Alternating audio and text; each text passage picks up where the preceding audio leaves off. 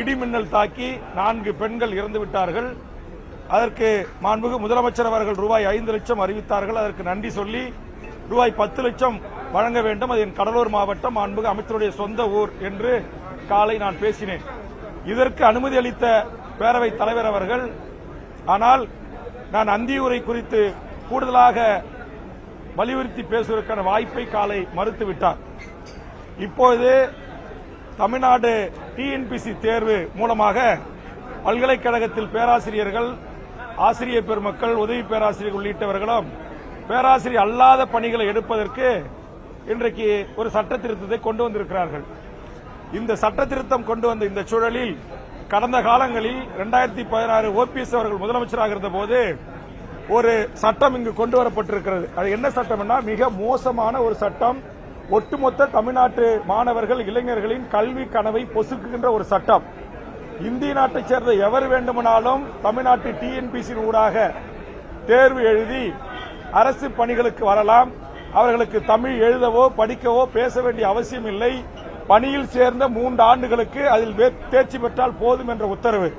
அதிலும் அண்டை நாடுகளான நேபாள், பூடான், பாகிஸ்தான், மியான்மர், இலங்கை, கிழக்கு ஆப்பிரிக்கா நாடுகளான கென்யா, உகண்டா, டான்சானியா, எத்தியோப்பியா போன்ற நாடுகளைச் சேர்ந்தவர்களும், அதாவது அவங்க ஆரிஜின் இந்தியனா இருந்தா போதும், இந்த நாட்டில் வாழ்ந்தாலும் அவங்க தமிழ்நாடு டிஎன்பிசி தேர்வை எழுதி தமிழ்நாட்டில் எல்லா உயர் பதவிகளையும் அடையலாம் என்கிற ஒரு மோசமான ஒரு சட்டம், மிக மோசமான, தமிழர்களை ஒன்றிய அரசிடம் அடகு வைத்த ஒரு சட்டம்.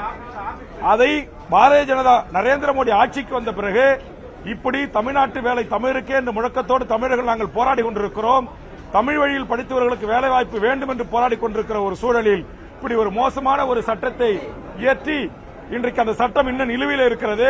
நான் தொடர்ந்து 5 ஆண்டுகளமா சட்டமன்றத்தில் போராடி வருகிறேன். அது ரத்து செய்யப்படவில்லை. நான் இதை வலியுறுத்திய பிறகு கடந்த காலத்தில் மாண்புமிகு முதலமைச்சர் அவர்கள் அறிவுறுத்தி அப்போது மனிதவள மேம்பாட்டுத்துறை அமைச்சராக இருந்த திரு பிடிஆர் அவர்கள், இனி தமிழ்நாட்டு அரசு பதவிகளிலே தேர்வு பெற வேண்டும் என்று சொன்னால் தமிழில் 40 மதிப்பெண் எடுத்தால் போதுமானது என்று சொல்லியிருக்கிறார். அதுவும் ஏற்புடையதல்ல.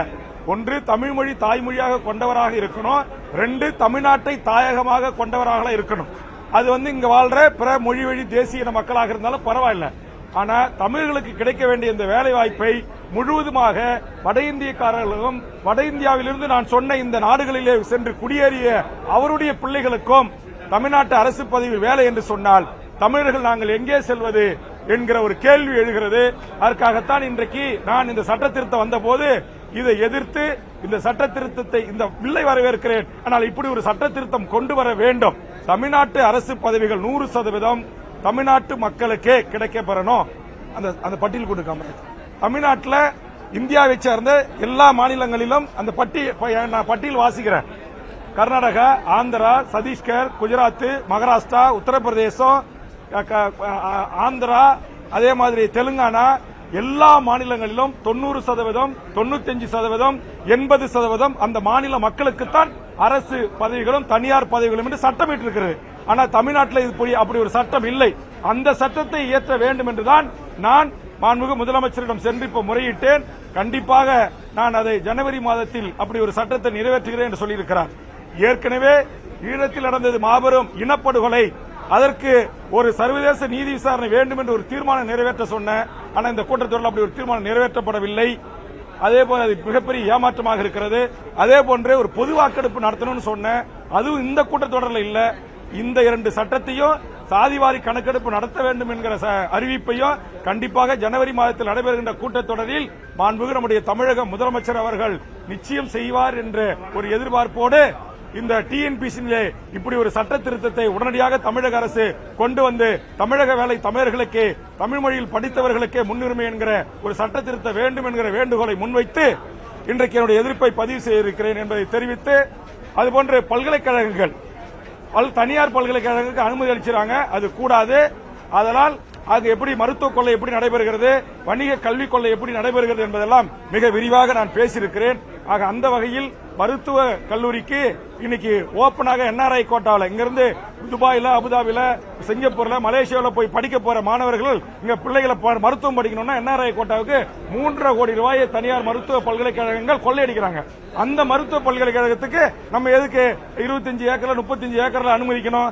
அப்படி மருத்துவ பல்கலைக்கழக கட்டுப்பாட்டில் வர்ற அந்த கலை கல்லூரிகளுக்கு எதற்கு நாம அரசுடைய பணத்தை கொடுக்கணும்? உதவி பெறும் கல்லூரியா இருக்கணும். அதே மாதிரி சிறுபான்மை என்கிற பெயர்ல ராஜஸ்தான், மத்திய பிரதேஷ், உத்தரப்பிரதேஷ் என்று தமிழ்நாட்டை சாராதவர்கள் அவர்கள் இங்க அரசுடைய சலுகைகளை பெற்று அனுபவிக்கிறாங்க. இந்த நாட்டில் கல்வியை கொடுக்கிற எத்தனையோ சென்ட் ஜோசப் கல்லூரிகளையும் லயோலா கல்லூரிகளையும் உருவாக்கி தருகின்ற தமிழ்நாட்டை தாயகமாக கொண்ட சிறுபான்மை மக்களுக்கு முன்னுரிமை கொடுக்கணும், இஸ்லாமியர்களுக்கு கொடுக்கணும், ஏனைய மொழிவழி சிறுபான்மைகளுக்கு தமிழ்நாட்டை தாயகமாக கொண்டவர்களுக்கு தான் அந்த முன்னுரிமை கொடுக்கணுமே தவிர இந்திய நாட்டை சேர்ந்த அனைவருக்கும் கொடுக்க கூடாது என்பது தமிழக வாழ்வுரிமை கட்சி நிலைப்பாடு.